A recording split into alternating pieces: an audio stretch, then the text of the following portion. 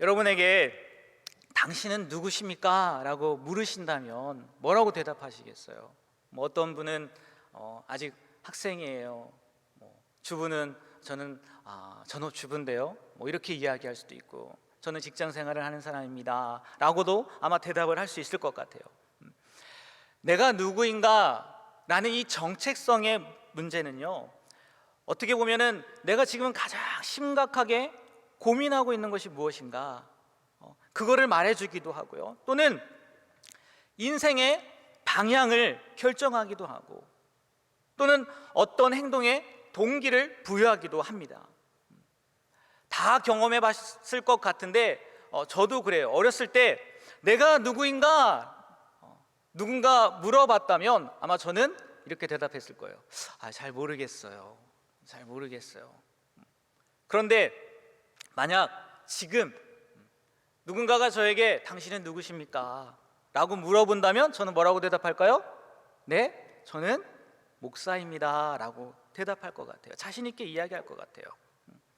그렇다면요, 우리의 생각, 우리의 얘기를 말씀드렸는데, 성경은 우리 인간을 어떻게 정의할까요? 어떻게 정의할까요? 성경에서 말하는 우리 인간의 정체성은 무엇일까요? 여러 가지를 말할 수 있을 거예요. 그런데요, 성경 전체를 통해서 가장 확실하게 강조된 인간의 정체성은 뭔지 아십니까? 오늘 말씀의 제목처럼 죄인이라는 거예요. 죄인. 성경은 모든 사람이 다 뭐라고요? 죄인이라고 이야기하고 있어요. 우리가 지금은 쉽게 할 수 없지만 노방 전도를 한다거나, 또 우리는 전도 폭발을 했잖아요. 전도 폭발을 할 때 제일 먼저 하는 질문 가운데 하나가 뭐냐면, 당신이 뭐인 걸 아냐고요? 죄인인 것을 아십니까? 라고 물어봐요. 왜요? 왜 물어볼까요? 왜 그 질문이 꼭 필요할까요? 우리가 죄가 있다는 사실을 인식해야만 누구를 만날 수 있는 거예요? 예수님을 만날 수 있는 거예요. 복음을 받아들일 수 있는 거예요. 내가 죄인임을 인식하지 못한다면은 복음이 쓸모가 있어요, 없어요? 없어요. 필요가 없단 말이에요. 예수님이 왜 이 땅에 오셨는데요? 우리의 죄 때문에 이 땅 가운데 오신 거잖아요. 그런데 나는 죄가 없는데요? 무슨 의미가 있겠어요? 무슨 필요가 있겠어요? 제가 그래서 우리 딸과 아들에게 5살 때 세례를 받게 했다니까요. 왜인 줄 아십니까? 네? 제가 실험을 해봤어요. 3살 때, 4살 때까지도 그랬던 것 같아요. 이 아이들이 잘못한 걸 알까요? 모를까요? 몰라요. 죄가 죄인 줄 모르더라고요. 그러니까 아무리 이건 잘못된 거야, 이건 죄야 얘기를 해도 그들이 알아들어요? 못 알아들어요? 못 알아들어요. 그런데 5살 때쯤 되니까 물론 그런 것도 있어요. 목사 딸이고 아들인데 5살이 넘어가면 아동세례거든요. 그 전에는 유아세례예요. 근데 나중에 딱 봤는데 목사 딸이고 아들인데 유아세례가 아니라 아동세례라고 해봐요. 아니, 이 목사님은 뭐야, 왜 애들 세례를 안 주고 아동세례 그때까지 뭐 했대, 이런 얘기를 할까봐 제가 맥시멈 5살로 잡기는 했어요. 아동으로 가지 않기 위해서. 근데 모르더라고요. 그러니까 아무리 복음을 가르쳐 준다 할지라도, 예수님이 우리의 죄 때문에 십자가에 못 박혀 돌아가셨어, 그 예수님을 믿어야 돼 라고 이야기해도 죄가 죄인 줄 모르니까 복음이 필요가 없는 거죠. 그런데 5살 때쯤 되니까 알아요. 자기들이 잘못했다는 걸 알아요. 이게 문제라는 걸 알아요.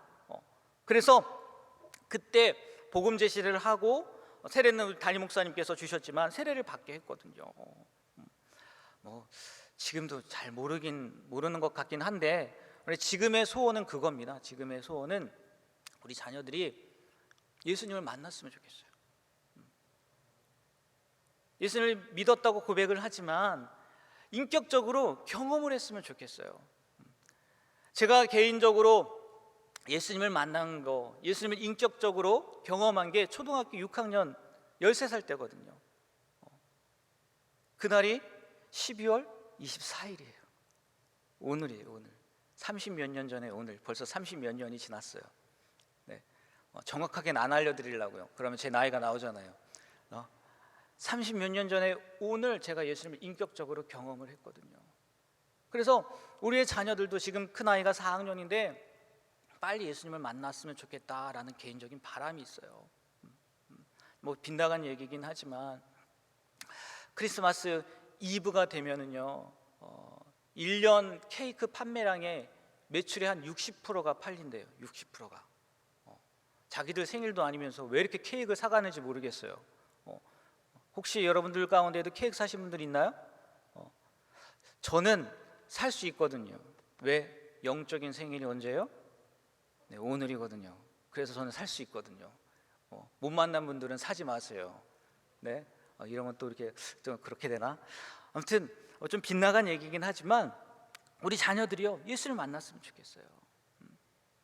근데 예수님을 만나기 위해서는 뭐에 대한 인식이 있어야 된다고요? 나에게 죄가 있다는 거, 내가 죄인이라는 거. 그런데요, 이 죄인이라는 말에 대한 우리가 오해, 전도를 하면서 아니 또 받아들이는 사람의 입장에서도 그렇고 오해나 왜곡들 때문에 쉽게 받아들여지지 못한다는 거예요. 우리가 전도할 때 당신이 죄인이라는 것을 아십니까? 라고 질문하면요 듣는 사람이 이렇게 들을 수도 있다는 거죠. 아니 뭐야, 너는 얼마나 잘났길래 나한테 죄인이라고 그래? 우리가 당신은 죄인인 것을 아십니까? 라고 질문할 때 그 의도입니까? 야 나는 의로운 사람이야, 난 죄가 없는 사람이야, 너 죄 있지? 너 그러니까 이거 들어야 돼, 이 의도입니까? 아니잖아요. 우리는 그리스도의 의를 힘입어서 지금 찬양했던 것처럼 그리스도의 보혈로 말미암아 의롭게 된 것뿐이지 우리도 똑같은 죄인이잖아요. 근데 듣는 사람 입장에서 기분 나쁘다는 거죠. 당신이 죄인인 것을 아십니까? 너는 얼마나 잘났는데 너는 죄가 없어? 이렇게 생각할 수도 있다는 거예요. 어느 목사님이요 이런 얘기를 하시더라고요.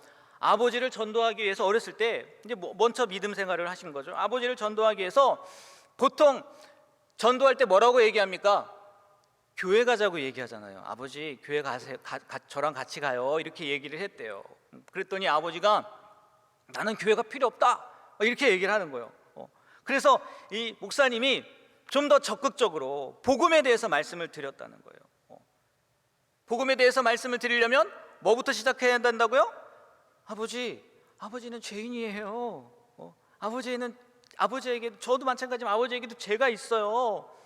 그 죄를 위해서 예수님께서 십자가에 못 박혀 죽으시고 다시 살아나셨어요. 그 예수님을 믿으셔야 돼요. 이렇게 얘기했다는 거예요. 아버지도 예수님을 믿어야 천국에 갈 수 있어요. 이렇게 이야기했다는 거예요. 그랬더니 아버지가 이 목사님에게 그랬다는 거예요. 야, 내가 무슨 죄인이야? 내가 누구 것을 훔치기를 했냐, 살인을 하기를 했냐, 아니면 내가 무슨 나쁜 짓을 했냐, 내가 무슨 죄가 있어? 내가 지은 죄라고는 너희를 키우느라고 고생한 죄밖에 없어. 막 이렇게 얘기를 했대요. 그러니까 이 목사님이 오기가 생겨가지고 뭐 오기라고 하긴 그렇고 그 목사님 표현은 그거예요.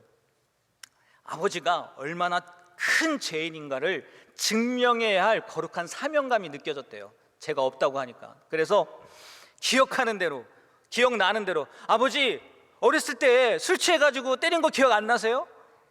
아버지 어머니와 싸우면서 막 욕하고 엄마 힘들게 한 거 막 기억 안 나세요? 아버지 정말 아버지가 한 일 기억이 안 나세요? 아버지는 정말 죄인이 아니라고 말할 수 있어요. 막 과거를 붙잡고 얘기를 했대요. 어떻게 되었을까요? 뒤지게 혼났다는 거예요. 뒤지게.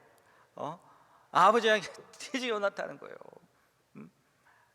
우리는 전도하면서 그 사람이 죄인인 것을 증명하기 위해서 사탕을 훔쳐먹은 것이 있는지, 아니면 누군가 거를 훔친 적은 없는지, 아니면 단 한 번 거짓말을 해도 한 적은 있지는 않는지 그 사람이 죄인이라고 인정하게 만들려고 한다는 거예요. 또 비슷한 맥락이긴 하지만요, 이 죄인을 말하면서요 또 다르게 어떻게 이렇게 이야기하면 저 사람이 기분 나쁠까 봐, 당신에게는 이런 죄가 있습니다, 우리는 모두 죄인입니다, 이렇게 얘기했을 때 기분 나쁠까 봐, 부담스러워할까 봐 전도를 하면서 죄를 가볍게 다룬다는, 가볍게. 이것도 문제라는 거예요. 전도를 쉽게 하려고 사람들이 크게 부담이나 불쾌감을 느끼지 않고 그 죄인이라는 말에 수긍하려고, 왜? 그래야지 복음이 필요하니까. 모든 사람이 다 비슷비슷한 죄를 지었어요. 저도 그렇고, 저도 뭐 이런 죄를 지었고요. 아마 지금 듣고 계시는 형제님도 자매님도 이런 죄가 있으실 거예요. 이렇게 가볍게, 당신도 나쁜 짓을 한 적이 있지요? 이렇게 가볍게 넘어가려고 한다는 거죠. 상대방이 불편함을 느끼지 않고 그냥 죄인인 사실을 인정해 주기만 바라면서. 왜? 그러면 복음을 전할 수 있으니까. 그러니까 받아들이는 사람이 죄에 대한 깊은 인식이나 절망적인 상태로, 그 죄 때문에 우리가 죽을 수밖에 없다는 거, 하나님의 영광과 멀어졌다는 거, 그 절망적인 상태로 인한 그 안타까움보다는 오히려 그가 죄를 지은 적이 있다는 사실에 대한 동의를 얻어내려는 데 초점을 맞추는 잘못도 범하고 있다는 거예요. 이러한 오해, 이러한 잘못으로 인해서요, 우리는 당신이 죄인인 것을 아십니까? 라는 이 질문을 애매하게 만들었다. 애매하게. 모든 사람이 죄인입니다. 성경이 이렇게 선언할 때요, 그 의미는요, 단순히 누구나 나쁜 짓은 조금씩 해요. 누구나 나쁜 짓을 하면서 살아요 라는 그 상태를 설명하는 게 아니라는 거예요. 다 그냥 그렇게 죄를 짓고 살아요 라는 것을 설명하는 게 아니라는 거예요. 성경에 모든 사람이 죄를 지었다는 것, 모든 사람이 죄인이라는 그 의미는요, 죄로 인한 결과야. 죄로 인한 결과에 대한 그 인간에게 임한 절망적인 상황, 그 상황에 대해서, 그 결국에 대해서 말하고자 함이라는 거예요. 다시 말하면요, 죄가 본질적으로 무엇인가를 깊이 인식하고 그것으로부터 오는 절망감을 느끼고요, 그러면 어떻게 해야지? 그러면 어떻게 해야 되지? 사도행전에 베드로가 설교했을 때 사람들이 회개하기 전에 뭐예요? 내가 어찌해야 됩니까? 베드로의 설교를 듣고 내가 어떻게 해야 되는 거예요? 그러면 이렇게 고백했던 것처럼 당신은 죄인입니다, 우리 모두는 죄인입니다 라는 이야기를 할 때의 의미는요, 야, 그럼 어떻게 해야 되는 거야? 그 절망적인 그 결과, 그거의 그 상황에 대해서 이야기를 하는 건데 우리는 상태로만 이야기하려고 한다는 거예요. 아주 가볍게 질문을 해버렸다는 거예요. 왜? 그 사람들이, 듣는 사람들이 불편함이나 좌절함을 느끼지 않고 쉽게 동의만 하면 성공적으로 무엇을 전할 수 있으니까? 우리가 말하는 복음을 전할 수 있으니까. 하지만 로마서가 말하는 그 죄인이라는 의미, 그 의도는요, 사소하고 해가 없어 보이는 거짓말이나 약간이라도 불순함이 섞여 있는 마음을 포함해서 아주 작은 죄라 할지라도 하나님의 거룩하심 앞에서 절대로 용납이 안 돼요. 그래서 모두 다 지옥 갈 수밖에 없어 라고 말하는 게 아니라는 거예요. 성경에서 말하는 모든 사람이 죄를 범했다고 하는 그 의미는요, 죄를 짓고 있는 상태, 상황을 묘사하는 게 아니라 인간의 절망적인 결국에 대한 선언이라는 거예요. 선언. 끝났다는 거예요. 우리는 절망스러울 수밖에 없다는 거예요. 절망스러울 수밖에. 물론 하나님의 거룩함 앞에 인간은요, 죄를 드러낼 수밖에 없고요, 하나님은 아주 작은 것조차도 용납할 수 없는 분이기 때문에 인간을 죽을 수밖에 없다는 말, 틀림없는 사실이에요. 인간은 죽을 수밖에 없는 거예요. 틀림없는 사실이에요. 하지만 전도할 때요, 가만히 한번 생각해 보십시오. 여러분도 이런 생각 해보셨을 것 같아요. 사탕을 훔쳐먹은 죄와 살인을 한 죄가 하나님에게는 거룩함을 참여한 동일한 죄로 똑같이 지옥에 가게 만듭니다, 이렇게 설명하는 게 과연 받아들여지느냐는 거예요. 받아들여지십니까?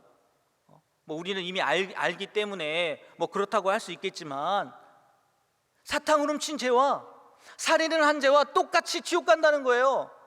그 얘기를 들었을 때 어떻게 받아들일 수 있느냐는 거예요. 우리도 마찬가지인 것 같아. 인정을 하면서도 좀 부당한 거 아니야? 억울하지 않아? 그것 또한 사실이라는 거죠. 그렇지 않습니까? 하나님은 그렇게 거룩한 분이라서 정말 티끌 하나도 있어서는 안 돼요. 그런 걸 알면서도, 그렇게 생각하면서도, 하나님의 거룩함 앞에 모든 죄가 다 용납이 안 된다는 걸 알면서도요, 이게 다 같나? 이게 다 같은 건가? 쉽게 받아들이지 못한다는 거죠. 모두 다 지옥 간다는 거 좀 이상하다는 거죠.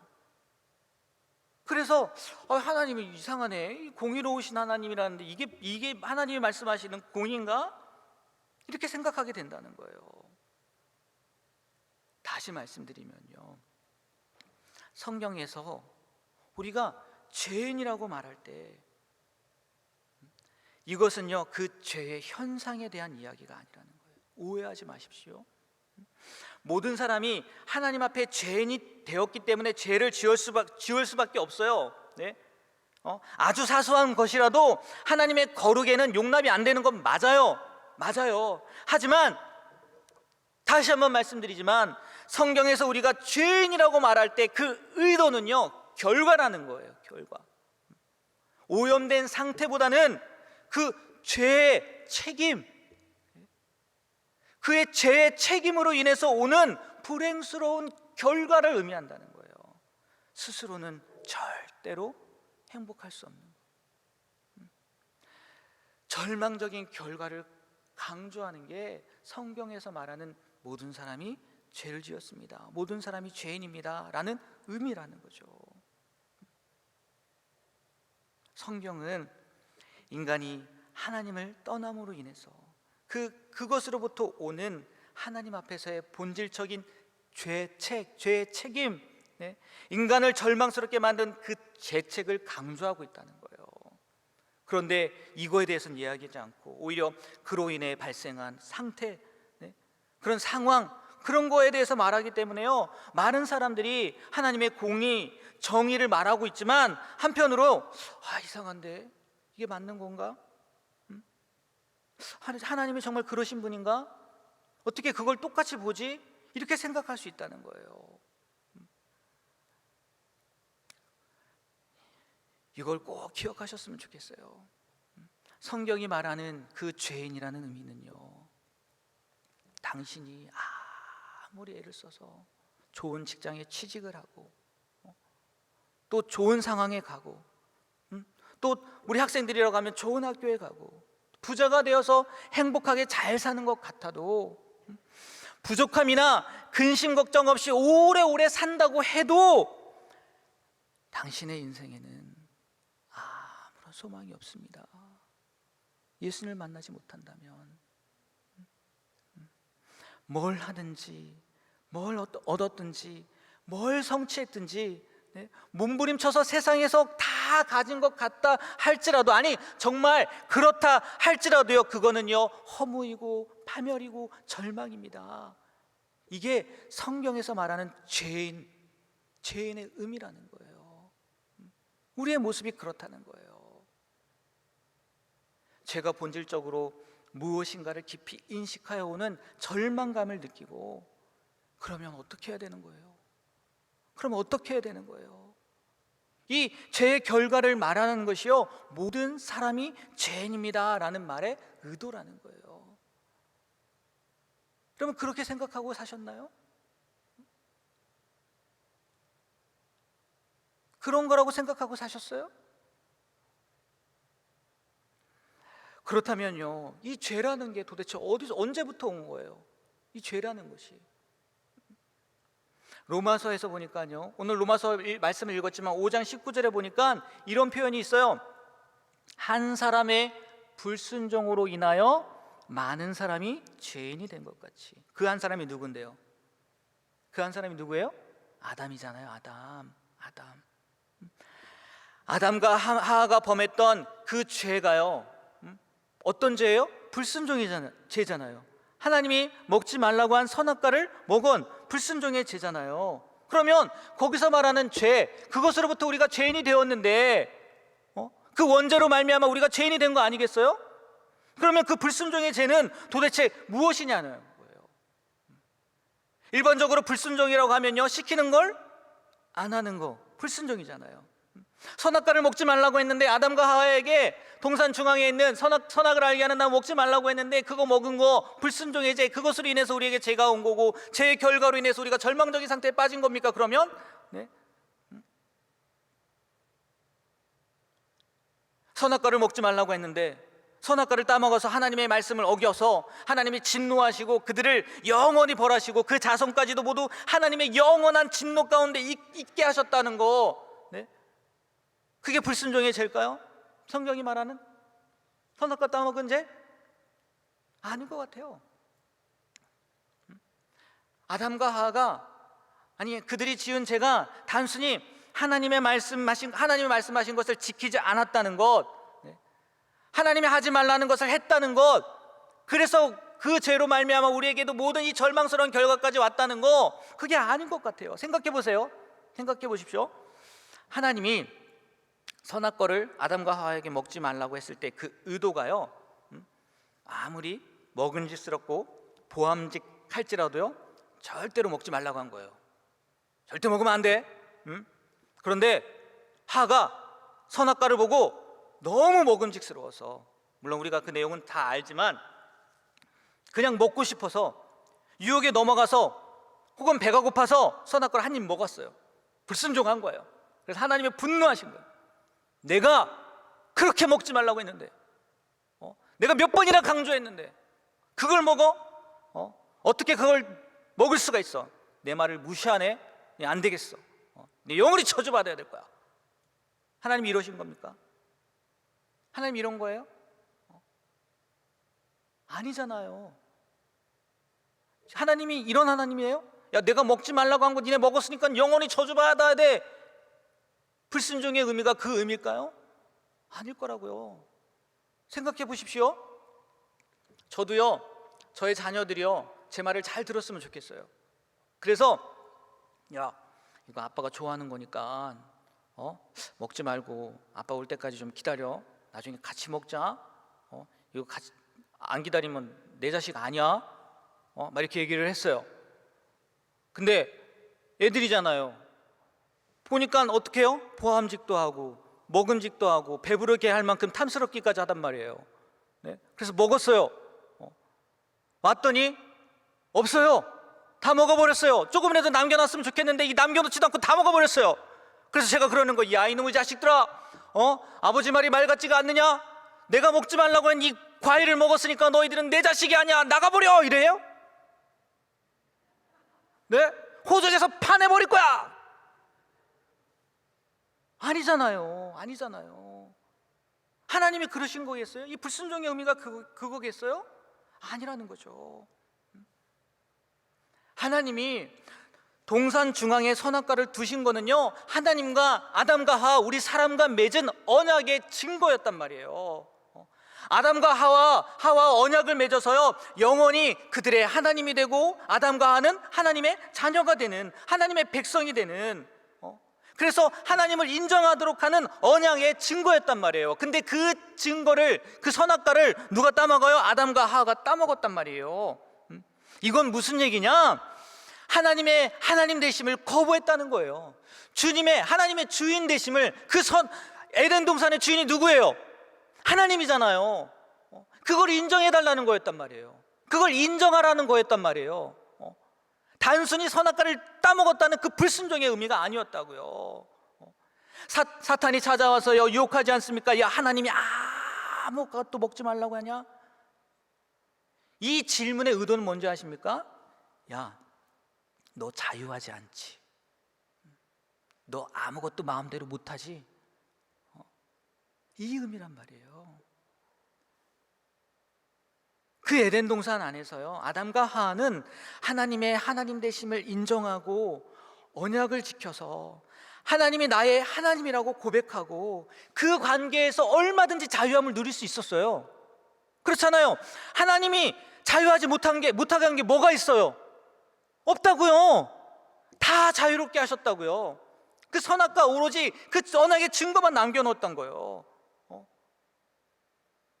그런데 그런데 아담과 하와는요, 그런 하나님을 하나님으로 인정하고 그 하나님 앞에서 피조물 된 인간으로서 살아가는 것이 진정한 자유임에도 불구하고 사탄의 게임에 빠져서 선악과를 따먹었단 말이에요. 그게 무엇을 의미하는지 아십니까? 이제 나도 내 마음대로 할 거예요. 나도 내 인생의 주인이 될 거예요. 하나님 주인이 아니라 내가 내 인생의 주인이 될 거예요. 결국 아담과 하와가 원했던 것이 뭐냐면요, 자유예요. 자율이에요. 내 마음대로 내가 인생의 주인이 되고 싶다는 거라는 거예요. 이제는 내가 내 인생에 있어서 스스로 판단하고 결정할 만큼 어른이 되었다는 선언이거든요. 아담과 하와의 죄가 바로 이거라는 거예요. 하나님이 아담과 하와를 창조하시고요, 선악과를 통해 언약을 맺으시면서 원하셨던 건 단 하나예요. 창조주와 피조물의 관계, 아버지와 아들의 관계, 아니 주인과 백성의 관계, 그런 관계였단 말이에요. 하나님이 그들의 주인이 되어주시고 아담과 하와 그리고 그 자손들은 영원히 하나님을 그들의 하나님으로 섬기고 하나님으로 인정하는 거, 하나님은 그걸 원했단 말이에요. 그런데 아담과 하와는요, 아닙니다. 하나님, 이제는 나도 내 마음대로 결정할 수 있어요. 이제는 나도 내 뜻대로 할 수 있어요. 이렇게 해버렸다는 거예요. 그러니까 그들이 지은 불순종의 죄라는 거, 단순히 시키는 대로 하지 않았다는 게 아니라요, 하나님이 아닌 자신의 인생의 주인을 누구로 삼은 거예요? 자신으로 삼았다는 거예요. 스스로 인생의 주인이 되어서 내가 한번 행복하게 해볼게요. 나에게 주어진 삶 내가 한번 멋지게 한번 만들어 볼게요. 그게 바로 불순종의 죄의 원죄란 말이에요.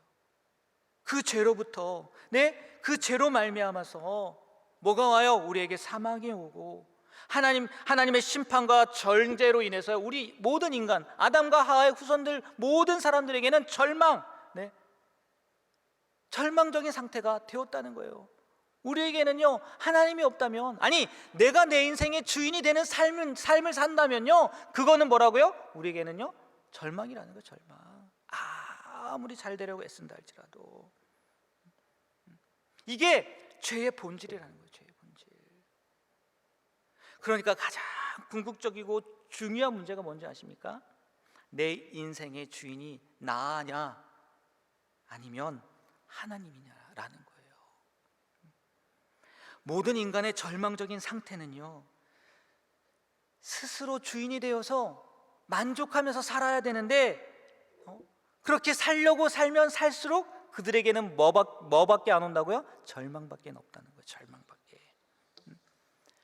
죽음 앞에서요, 불행할 수밖에 없다는 거예요.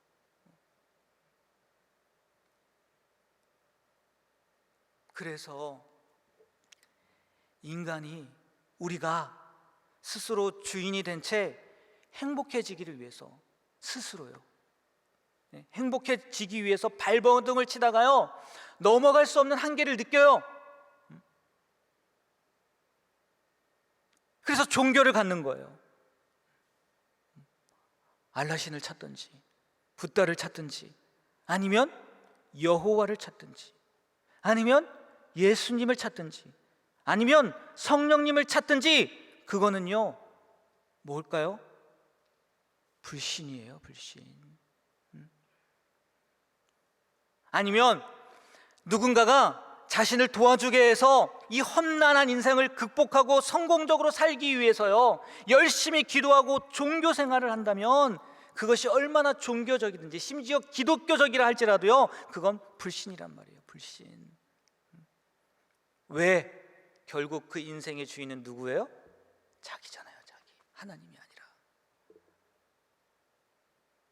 그런데 우리의 기도나 종교적인 열심을 보면 많은 경우 그렇다는 거예요. 흔히 그 얘기하잖아요.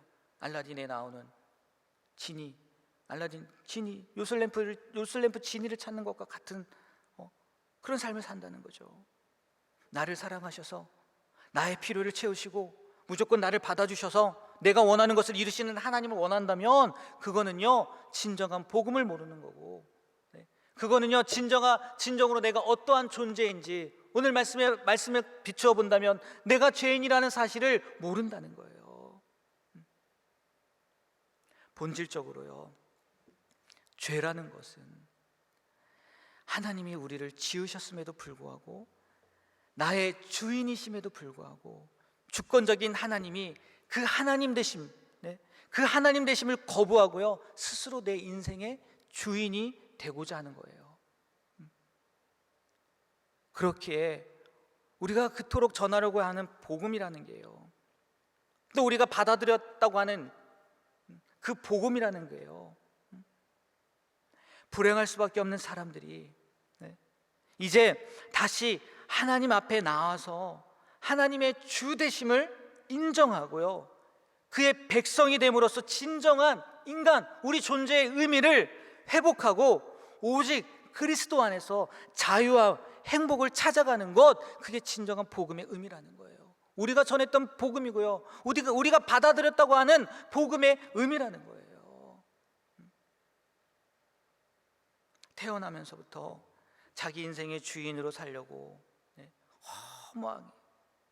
허망하게 몸부림치던 우리들이요 최선을 다하지만 결국은 죽음 앞에서 그 한계, 그 절망을 경험했던 우리가요 이제 되돌아서서 우리가 어떤 존재인가를 알고 그러한 존재인 우리를 하나님이 너무나 사랑하셔서, 아니 얼마나 사랑하시는지 자기의 하나밖에 없는 독생자 아들 예수님을 보내심으로 말미암아 누구든지 그 예수님을 믿으면 아니 그분을 주인 삼으면 우리에게요 영원한 생명을 주시고 하나님의 자녀가 되어서 천국의 기업을 누리도록 하게 하신 것, 그게 우리가 다시 한번 회복해야 할 복음의 의미고 다시 한번 깨달아야 될 죄인의 의미라는 거죠.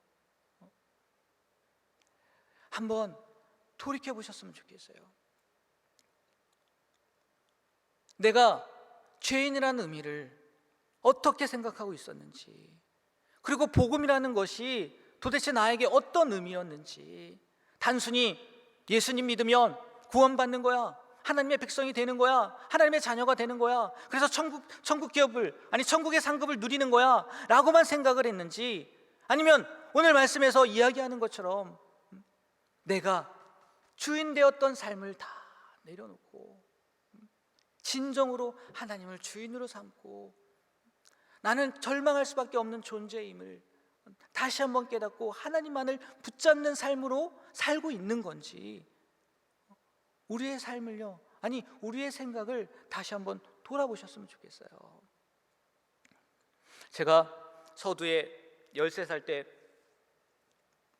예수님을 인격적으로 경험했다고 했잖아요. 그때 꼭 이 마음이었거든요. 어찌해야 되지? 내가 어떻게 해야 되지? 여러분 13살 때 뭘 알겠어요? 초등학교 6학년 이제 졸업 앞두고 있었어요. 중학교 올라갈 나이였는데 제가 뭘 알겠어요? 그런데 하나님을 만나니까, 하나님을 경험하니까, 아니 내 존재가 어떤 존재인지 보이니까 정말 그런 고백이 나오더라고요. 내가 어떻게 해야 되지? 내가 어떻게 해야 되지? 어떻게 해야 돼요? 예수님 붙잡아야죠. 예수님 붙잡아야죠. 그래서 그때 예수님을 인격적으로 경험하고 예수님을 붙잡았거든요. 그때 찬양했던 게 있어요. 무슨 찬양인지 아십니까? 고요한 밤 거룩한 밤이에요. 고요한 밤 거룩한 밤. 크리스마스 이브 때 만났다고 했잖아요. 최 목사님이 찬양하기 전에 우리 유초등부 친구들이 원래 성탄 전야 행사를 하고 그랬어야 됐다고 했잖아요. 과거에 그랬잖아요. 그때도 당연히 있었고요. 그런데 저는 안 갔거든요. 사춘기였던 것 같아요. 반항했던 것 같아요. 가족들은 다 가고 저 혼자 집에 남아 있었어요. 그런데 혼자 있으니까 심심하더라고요. 배운 게 도둑질이라고. 네? 딱 보니까 감리교 어린이 찬송가가 있어요. 그때 초록색 되게 두꺼운 표지였던 것 같아요. 그걸 보고 펼쳐서 크리스마스 이브니까 노래나 한번 해봐야 되겠다 해서 뭐 그런 노래들을 하다가 정확하게 기억나요. 고요한 밤 거룩한 밤 부르다가 제가 죄인임을 깨닫게 됐어요. 고요한 밤 거룩한 밤의 가사가 뭔데요? 고요한 밤 거룩한 밤 어둠에 묻힌 밤 주의 부모 앉아서 감사 기도 드릴 때 악이 잘 도난다. 이 찬양에서 여러분 예수님 만날 수 있어요? 이 찬양하면서? 그래서 저도 고민해 봤어요. 생각해 봤어요. 내가 왜 그 찬양을 하면서 예수님을 만났을까? 도대체 그 찬양의 의미가 뭔데 예수님을 만났을까? 1절에는 악이 잘도 잔다잖아요. 근데 지금 새 찬송가에서는 이렇게 바뀌었더라고요. 2절을 제가 불러드리면 고요한 밤 거룩한 밤 영광이 들린 밤 천군 천사 나타나 기뻐 노래 불렀네. 새 찬송가는 구주나셨도다